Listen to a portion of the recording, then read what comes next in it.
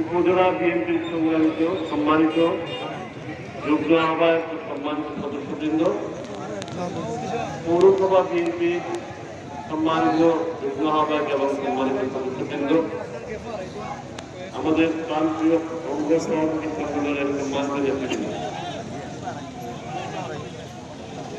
এবং যারা এই ইফতার মাহফিলের আয়োজন করেছেন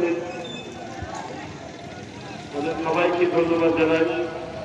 বিশেষ করে বাসী মামা, যুক্তরাজ্য প্রবাসী, আপনারা সকলে কষ্ট করে এখানে এসেছেন। এই জন্য জেলা বিএনপির পক্ষ থেকে আপনাদেরকে সম্মানী অভিনন্দন। যদিও ইফতার মাহফিল